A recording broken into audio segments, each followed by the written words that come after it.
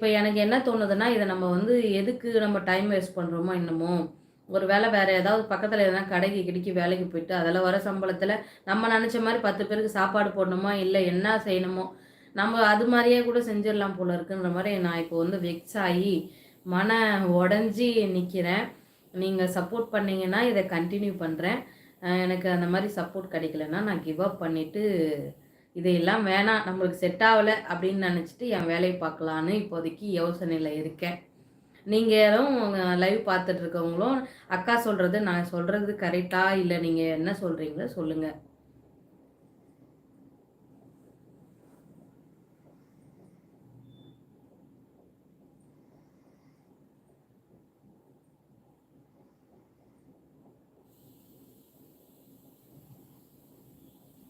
லைவ்ல இருக்கிறவங்க எல்லாரும் சாப்பிட்டீங்களா? அப்புறம் நான் இப்படியே பேசிட்டு இருக்கேன்னு நினைக்காதீங்க. ஒருத்தவங்களுடைய சூழ்நிலையில இருந்து பார்க்கும்போது தானே அவங்க உங்களுடைய சூழ்நிலைக்கு தகுந்த மாதிரி ரியாக்ட் பண்ணுவாங்க இல்லையா? என்னோட சூழ்நிலை வந்து ரொம்பவே பேடாக தான் இருக்குது. மொத்தத்தில் நான் இங்கே வந்ததுலேருந்தே பேடாக தான் இருக்குது. நான் அங்கேயே இருந்திருந்தா கூட ஓரளவுக்கு நான் நல்லா இருந்திருப்பேன். நிறைய பேருக்கு தெரியாது இல்லை, நான் மொட்டையாக பேசும்போது நிறைய பேருக்கு தெரியாது. என்னோடய நேட்டிவ் வந்து வேலூர். நான் வந்து இப்போதைக்கு கோவிடுக்கு முன்னாடி வந்து நாங்கள் இங்கே தான் இருந்தோம். கோவிடுக்கு அதுக்கப்புறம் ஒரு 4, 5 வருஷமாக சென்னையில் நாங்கள் இல்லை. அதுக்கப்புறமா நான் என்னோட ஊர்லேயே வந்து பசங்களை வச்சுக்கிட்டு நான் அங்கே இருந்தேன். ஹஸ்பண்ட் மட்டும் சென்னையில் வந்து ஒர்க் பண்ணார். அவர் வந்து மாசத்துல வாரத்துக்கு ஒரு ஒரு 1 நாள் 2 நாள் அந்த மாதிரி வருவார். லீவ் போட்டுருவார். ஒரு வாரம் லீவ் போட்டுட்டு அங்கே இருப்பார். அதுக்கப்புறம் திரும்ப வந்து வேலைக்கு வந்துடுவார். அப்படி இருக்க பட்சத்தில் எனக்கு வந்து அம்மா, அக்கா எல்லாருமே வந்து சப்போர்ட்டிவாக இருப்பாங்க.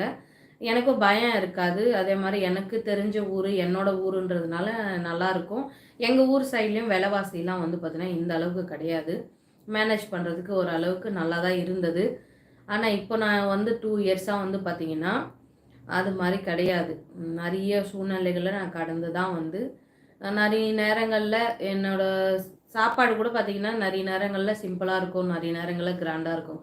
கிராண்டானா எப்படி சொல்றதுன்னா, அது அது போட்டாலும் நெறைய பேர் வந்து என்னன்னா, "நீங்க நான்வெஜ்ஜா சாப்பிடுறீங்க, நான்வெஜ்ஜா?" ஒண்ணு தெரிஞ்சுக்கோங்க. மிடில் கிளாஸ்க்கு ரூ. 100 மீன் வாங்கணும்னா, 2 நாளைக்கு வச்சு சாப்பிடலாம்.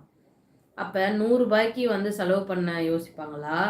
ஒரு காய் இது அதெல்லாம் வெஜிடபிள்ஸ் வாங்குறதுக்கும் ரூ. 100 ஆயிடுது. ஒரு வேளைக்கு ரூ. 100 செலவு பண்றத விட 2 நாளைக்கு பொழுது ஓடுமான்னு தான் யோசனை பண்ணுவாங்க. அதனால நெறைய நாட்கள்ல அப்படிதான் நாங்க வந்து செய்வோம். அது புரிதல் இல்லாதவங்க என்ன பண்றாங்கன்னா, நீங்க நான்வெஜ்ஜே வீடியோ என்னோட கன்டென்ட்டே அதுதான் நான் எடுத்தேன். நான் வந்து நான்வெஜ்லாம் நல்லா குக் பண்ணுவேன். அதனால நான் வந்து நான்வெஜ் ரெசிபி நெறைய போடலாம். அது கண்டிப்பா நெறைய பேருக்கு பிடிக்கும். அப்படின்னு ஸ்டார்ட் பண்ணி அத போடுறதுனால, தவறுதலா வந்து இவங்க டெய்லியுமே வந்து இப்படி தான் சாப்பிடுவாங்க. டெய்லியும் அப்படிலாம் சாப்பிட்டா எப்படிங்க? என்னோட ஹெல்த்தும் எப்படி நல்லா இருக்காதுல்ல? வெஜிடபிள், கீரை, காய்கறி, பழங்கள் எல்லாம் கலந்து தான் எல்லாரும் சாப்பிடுவாங்க. நீங்க வீடியோ பார்க்கறதுனால இந்த நாள்ல இப்படிதான் செஞ்சிருப்பாங்க அப்படின்னு கிடையாது. நெறைய பேர் இப்ப நான் சொன்னா தான் உண்டு. இந்த வீடியோ நான் இன்னைக்கு தான் எடுத்தேன்னு நானே சொல்லி போட்டா தான் உண்டு. அப்படி இல்லன்னா, நான் எப்பயோ எடுத்த வீடியோ நான் போட்டனாலும் உங்களுக்கு தெரிய போறது கிடையாது.